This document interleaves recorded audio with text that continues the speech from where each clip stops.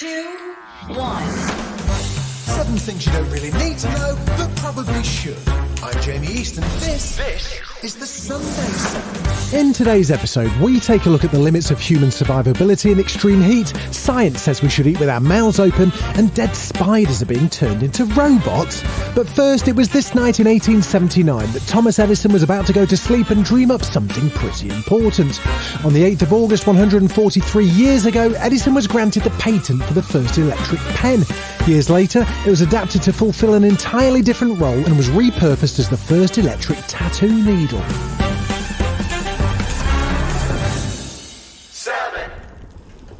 This year's been one of record-breaking temperatures. In March, April and May, India and its neighbours endured repeated heat waves that exposed more than 1 billion people to dangerously hot conditions. In Europe, the UK smashed past its previous record highs, and on the continent, the heat in Portugal and France also reached temperatures never before seen during the unrelenting heat wave. As the planet steadily and rapidly warms, scientists fear we may already be edging closer to the limits of human survivability. While temperatures in the 40s are certainly hot, these numbers don't tell the full story. Researchers are more concerned with a measure that's known as the wet bulb temperature. Matthew Huber is a professor of Earth, Atmospheric and Planetary Sciences at Purdue University, and he explains why. We're all warm-blooded, and so we produce heat in our bodies, and we have to lose that through our skin. So the wet bulb temperature is sort of a theoretical maximum for how much you could possibly cool your body. It tells you the temperature that your skin would reach if it was sweating as much as it possibly could. The curious term comes from how it's measured. So it's kind of like you took a regular old thermometer with mercury in it, and then you put it in a wet sock, and then you just swung it around your head for a long time until as much of the water as can evaporate from that wet sock has evaporated into the air. And then the temperature of that thermometer will be what we would call the wet bulb temperature. As a measure of the compound effect of both heat and humidity, new researchers found that we may actually already be nearing the threshold for human survivability. In 2010, scientists estimated that theoretical heat stress limit to be at a wet bulb temperature of 35 degrees Celsius, but new research from Penn State suggests that a general real-world threshold for human heat stress is much lower. In warm and humid conditions, the subjects in the study were unable to tolerate heat stress at wet bulb temperatures closer to 30 or 31 degrees Celsius. In hot and dry conditions, the wet bulb temperature was even lower, ranging from 25 to 28. If the human body's tolerance for heat stress is generally lower than scientists have realised, that could mean millions more people will be at risk from the deadliest heat sooner. We've known for a long time that there is a threshold wet bulb temperature beyond which human beings have a hard time continuing to live and work. We are just approaching the point where places on Earth for short periods of time will reach those thresholds for people. But as the world warms by several more degrees, more than 3 degrees, more and more of the world hits that threshold and stays above it for sustained periods of time. And that's really bad because that means that even if you're fit and you're acclimated and you're used to the heat, there's simply not a good way for you to continue to be able to function and do work unless you're in an air-conditioned or otherwise climate-adjusted environment. As of 2020, there are only a few reports of wet bulb temperatures around the world reaching 35 degrees, but climate simulations project that limit could be regularly exceeded in parts of South Asia and the Middle East by the middle of the century. As heat waves begin affecting more people's lives more frequently, the question of what we can do about them is becoming ever more important.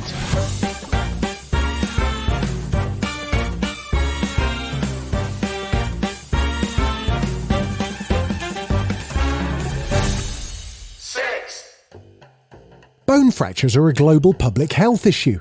In 2019, about 178 million people suffered from one. The risk of fracture increases with age and is greatest in women. They can lead to work absence, decreased productivity and even disability. One of the most common remedies to support bone health is popping the sunshine vitamin, D.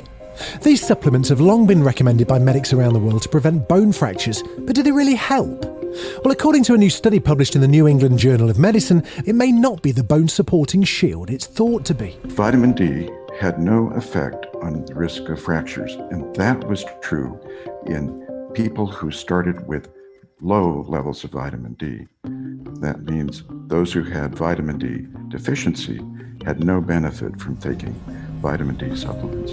That was Dr. Stephen Cummings, a research scientist at the California Pacific Medical Center Research Institute. While he's steadfast in his analysis of vitamin D supplements for the general population, he does admit there are exceptions.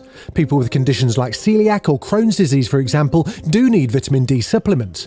But how Cummings sees it, there are other factors at play that have led to the rest of us popping vitamins like candy. There's a lot of advertisement about vitamin D, and a lot of people get tested for vitamin D. And they find that they're low, and the natural thing to do is to take vitamin D so that you're no longer low. Well, these trials have shown that even if you have low levels, vitamin D doesn't help. So that means then people should not get tested. And if they find that they're low, you have to think twice. Vitamin D is not going to help. Still to come on the Sunday 7, a scientific case to chew with your mouth open and the world's rarest diamonds discovered in Angola.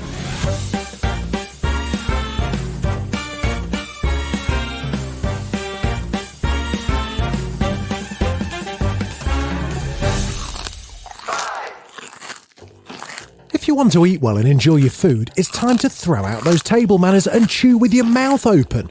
Charles Spence is a professor of experimental psychology at the University of Oxford, and according to his new research, we've been doing it all wrong when it comes to eating. So come on then, Prof, what's it about chewing with our mouths open that actually makes food taste better? While we all think we taste in our mouth, we experience the taste of food on our tongues. It turns out that most of the taste is really delivered by the sense of smell, and in particular by what the scientists call the retronasal sense of smell. So it's when you sniff, like the Bisto kid. Bisto. That's orthonasal smell, smelling stuff outside on its way in. But whenever we eat and chew, then volatile, rich air is pushed out from the back of the mouth into the back of the nose, and this is the second sense of smell. And according to the scientists, about 75 to 95% of what we all think we are tasting in our mouths, on our tongues, is actually delivered by this retronasal sense of smell instead. Once you realize that 75 to 95% of what you taste, what you enjoy in food and drink, really comes from the sense of smell, the question becomes how to maximize the amount of those volatile, rich aromas that make their way from the back of the mouth into the back of the nose. If you have your mouth closed, then when you chew and swallow, you will pulse some volatile, rich air into the back of the nose. But if you look at what the experts, the sensory experts do, it's a very noisy business because they're all tasting with their mouths open because they've realized that they can get more air into their mouths and hence release more of the volatiles through that open-mouthed tasting. And I think we should all be thinking about doing the same ourselves, whether or not we happen to be a food or wine or coffee expert, in order to maximize those retronasal aromas and enjoyment of food. Well, eating with our mouths open isn't the only habit you've suggested we need to ditch. Can you tell me a little bit about why we should ditch the knife and fork too? Nearly everything we eat in the West in polite society comes to our mouth with the aid of a spoon or a fork. And yet, until 2011, when we did a first scientific study, no one had investigated what the impact of eating with cutlery was on the taste of food, and whether you could enhance the taste of food by changing the design of cutlery, by changing the weight, and in others' hands by using your hands instead. And so I think there is a lot of scope there to just to question why do we do things the way we do, and scientifically study whether we could challenge some of the etiquette and customs that we've grown to know, if our aim ultimately is to enjoy what we're eating more. How else can we manipulate the environment and conditions of how we eat to enhance the flavour then? So much of what we enjoy is sweetness in food, but we should all be eating less sugar. Most of us should be. But when the food companies actually reduce the amount of sugar, salt and fat in our favourite brands, then consumers start complaining and saying, what are you doing to our favourite brand? Put it back the way it was before. We don't like it anymore. Why are you messing with our foods? And so the food companies are in a bit of a predicament. But one of the solutions here may be to use more sweet aromas in what we are eating. Because if you add something like the smell of vanilla, the smell of strawberry, the smell of caramel to a food, it can actually make it taste sweeter, but without any calories at all, And by open-mouthed eating, by enhancing the amount of those sweet smells that are going from the back of the mouth into the nose, we may be able to get an enhanced sweet taste with a little bit less of the unhealthy stuff. So what's your message to people that are scoffing at such poor table manners being encouraged then? I think people should think differently about, or at least question how they interact with food. And realise that all the way from, the molecular, modernist, fancy San Pellegrino listed restaurants and chefs through to the home environment, people are increasingly questioning, why do we have to eat in silence? Why do we always have to eat with cutlery? Why can't we play with our food? We're all told don't play with your food, but why not? And it's really, for me at least, exciting to see how many of those standard ways of interacting with food are increasingly being questioned, and the positive results for the eating experience, both in terms of the taste and flavour, perhaps also in terms of the healthfulness, and certainly in terms of the enjoyability we might get from eating differently.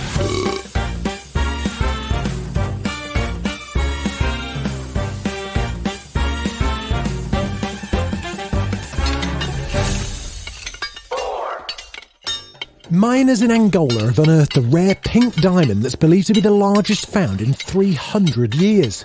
Dubbed the Lulo Rose, the 170-carat pink-tinted diamond was discovered at the Lulo mine in the country's Diamond-rich northeast.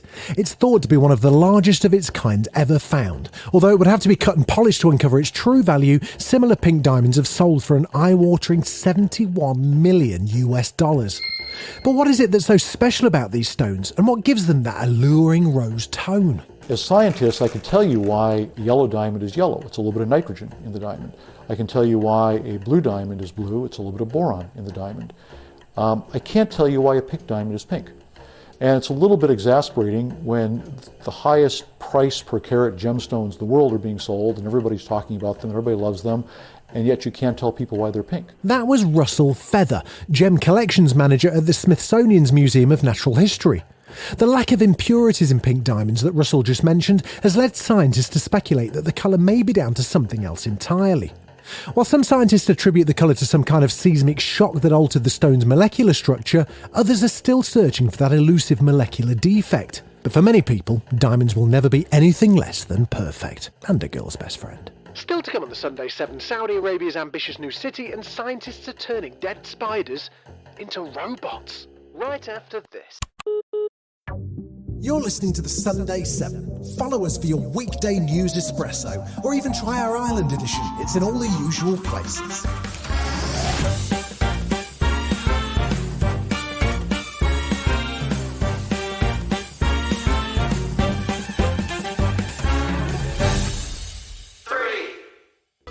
The contemporary city needs a full redesign.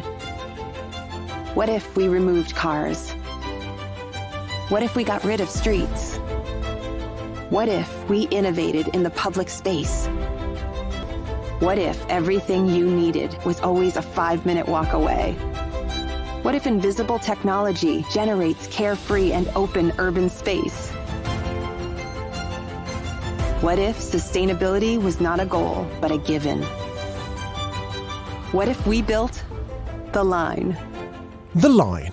It's the name given to Saudi Arabia's latest city in the works as part of the nation's larger Neom megacity project. Instead of communities sprawling outwards from a central location, they'd be built vertically and arranged, well, in a line, hence the name. Even though the city stretches 170 kilometres, it would do away with cars entirely, and travelling the entire length would take just 20 minutes. And each individual community would be self-contained so that almost anything you need, a school, a doctor, supermarket, etc., would only be a 5-minute walk away. Imagine a traditional city and consolidating its footprint, designing to protect and enhance nature. The Line will be home to 9 million residents and will be built with a footprint of just 34 square kilometers. And we are designing it to provide a healthier, more sustainable quality of life. The Saudi government says the line would run on 100% clean energy and use of sensors and AI to manage the city's services. All of this is to be nested in the pristine natural landscape of the Tabuk province with apparently minimal impact on the environment. Flashy renders and promo videos showcase the city's giant glass mirrored wall, 170 kilometres long, 200 metres wide and 500 metres tall. That's even taller than the Empire State Building. It would have greenery stretching along to the top, an open-air ventilation system to maintain an ideal climate all year round, and it can house up to 9 million people. Does this sound like a utopia or a dystopia to you? I mean, so far these have been the prevailing sides to the line debate, but perhaps we're seeing it all wrong. As terrifying or marvellous as the project seems, some, like science communicator Hank Green, are sceptical it'll even be built at all. He took to TikTok and shared with his 7 million followers exactly why. At the root, the problem is we are creating a space for humans to live in. And so the question becomes, are there 9 million or even 900,000 humans that want to move here? No. Why? Like, what's the thing that they do? Is there industry here? Are there warehouses? Are there laboratories? Like, where do these people work? Like, how do you get businesses to move here at the same time as the people? Cities grow organically. You can't. We've tried many times to create these like from scratch megacities. We fail over and over again because we don't anticipate the needs. It's like trying to imagine every person's potential need and get it in there before you even start building. So if they're not solving the problem they say they're solving for, what problem are they solving for? A PR problem. It's just a PR video. It's like, look how fancy we are. Look how Saudi Arabia isn't all about oil. We also, I don't know, build really 100-mile-long cities. They're not going to build that thing. Well, with no clear date for when the line will be completed, only time will tell.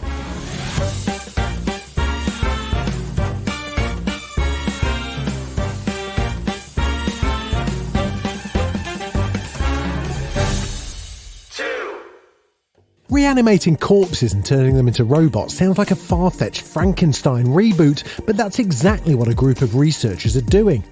A group of engineers at Rice University have figured out a way to take dead wolf spiders and use them as machines to pick up and put down objects. The spider works just like one of those tiny arcade claw machines, only much creepier.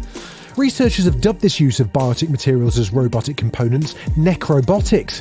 While the idea of using dead arachnids may be slightly off-putting, the spider's mechanism of movement is certainly intriguing to engineers.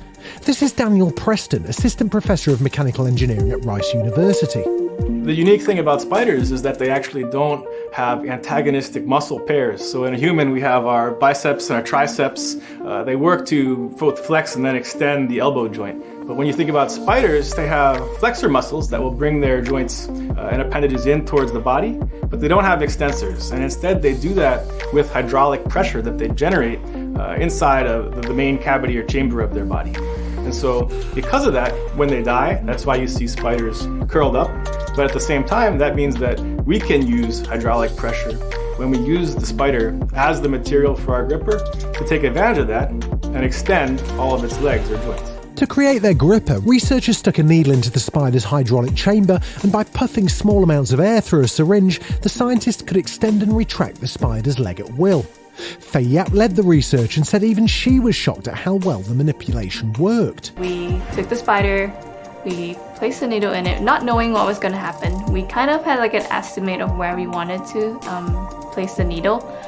And when we did it, it worked. The first time, right off the bat actually.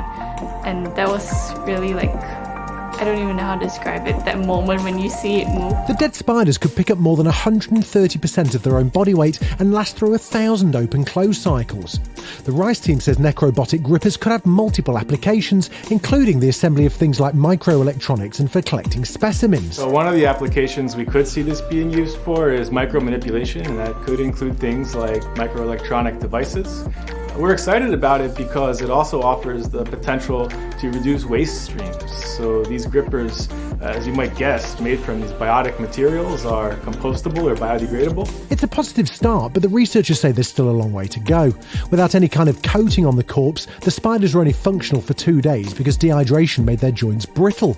They say future research could include exploring different coatings for the spiders, experimenting with moving each leg individually, and studying different species like smaller spiders and even scorpions. Spooky.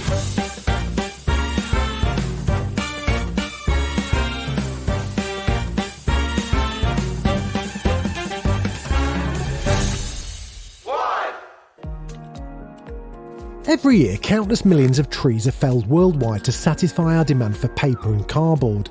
Despite 50 years of talking about the paperless office, we're still not there, and demand for paper is rising. In the last 40 years, paper usage has grown by 400%. But to get to the product we're all accustomed to, the process uses lots of heat, much of it created by polluting coal or gas. Pulp and paper is the fourth biggest carbon-emitting industry worldwide, so a group of scientists are now aiming to cut the amount of planet-heating CO2 emissions by reducing demand for office paper. To do this, they've invented a magical gadget that sucks the ink off printer paper so each sheet can be used 10 times over. The tech for this has been developed by an Israeli company called Reap Technologies. Barak Yekintili is the company's CEO, and he explained to WION News how the process works. A deprinter works exactly like a printer, except that it does the reverse. A printer basically you put paper in, clean paper in, and basically you print on it, and then the paper comes out as a single print, which we call. And basically a deprinter is pretty much very similar to a printer, except it does reverse. You put a single print after you print it into the tray, and it deprints it through a laser process, and at the output you have a clean sheet ready for reprinting. The company says this tech would allow for a considerable decrease in paper consumption and a process the CEO has described as circular printing. The market for circular printing actually encompasses the entirety of the printer market as it is today. The current market is actually a linear printing market, and our aim is to bring it to the whole print market. But we're focusing right now on the enterprise office printing segment. What we're trying to do is do everything that we possibly can, to keep products as long as possible and have the useful life.